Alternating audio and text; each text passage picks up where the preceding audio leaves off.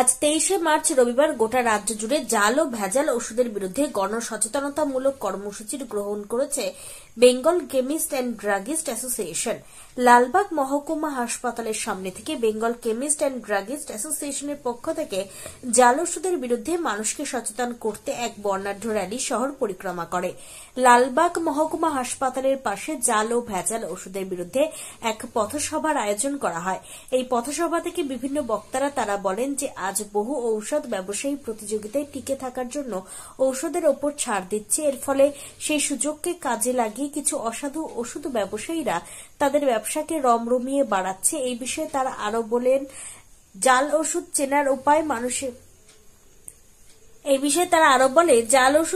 উপায় মানুষের জানা নাই, এমনকি ওষুধ ব্যবসায়ীদেরও।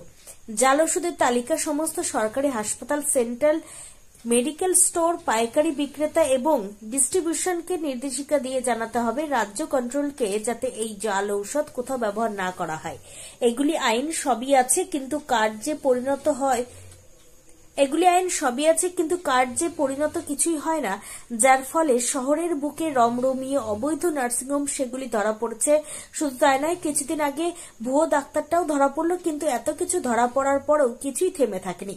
বেঙ্গল কেমিস্ট অ্যান্ড ড্রাগিস্ট অ্যাসোসিয়েশনের পক্ষ থেকে বলা হয়, যেসব ওষুধ বিগত 3 মাসে গুণমান পরীক্ষায় ফেল করেছে, এর মধ্যে পশ্চিমবঙ্গের একাধিক সংস্থা তৈরি ওষুধ আছে। যেসব ওষুধের তালিকা দোকানে ঝোলাতে হবে এবং আচমকা রাজ্য ড্রাগ কন্ট্রোল অফিসারকে আচমকা দোকানে পরিদর্শন করতে হবে। যদি কোনো দোকানে গুণমানের ফেল করা ওষুধ পাওয়া যায়, তাহলে তার বিরুদ্ধে কঠোর ব্যবস্থা নিতে হবে।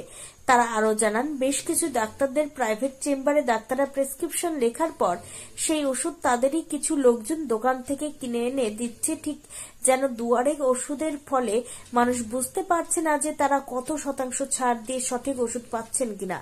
এদিন সাংবাদিকদের সামনে বিসিডির পক্ষ থেকে বলা হয়, মানুষ সস্তায় ওষুধ কিনুক, তাতে কোনো অসুবিধা নাই, কিন্তু সেটা কখনোই তার গুণগত মানের সঙ্গে আপোষ করে নয়। রাজ্যের বিভিন্ন জায়গার মতো আজ নদিয়ার সদর শহর কৃষ্ণনগরে একই চিত্র ধরা পড়ল এর ক্যামেরায়। আজকে আপনাদের কি অনুষ্ঠানটা কি? আমাদের লালবাগ জোন কমিটি বিসিডির তরফ থেকে একটা পথসভার আয়োজন করা হয়েছিল।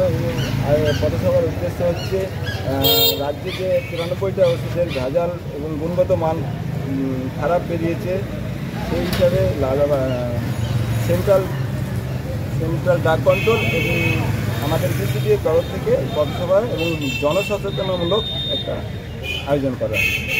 আজকে এখানে কি অনুষ্ঠান হলো আপনার? এই আমরা পথসভায় মানুষকে সচেতন করার জন্য যে কর্মসূচিগুলো পালন করেছি, গুণগত মান সঠিকভাবে সঠিক দোকান থেকে ওষুধগুলো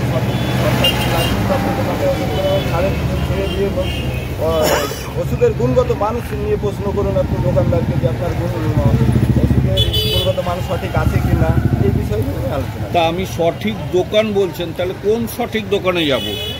ফার্মেসি সঠিক, আমরা তো ফার্মেসিতেই যাবো, তাহলে কোনটা সঠিক? দোকানে এসে আপনি সেই প্রশ্নটা করুন যে কিছু ছেড়ে দিয়ে আপনি 70% নিতে যাবেন, সেই ওষুধে কি থাকবে, সঠিক গুণগত মান আছে কিনা সেই প্রশ্নটা আছে। তার মানে আপনি বলতে চাচ্ছেন যেগুলো ছাড় দিচ্ছে সেইগুলোতে বেরোচ্ছে বলেই তো আজকে এতগুলো ওষুধ ভেজাল বেরিয়েছে।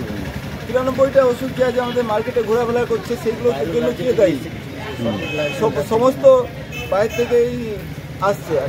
আজকের পেপারে কালকেও একটা বেরিয়েছে, দেখুন, আরও আপনারাও খবর নিয়ে জানতে পারবেন, আবার দুটো ওষুধে আবার ভেজাল বেরিয়েছে। আপনার নাম? আমার নাম আব্বাস উদ্দিন। আপনি? Lalbagh zone secretary.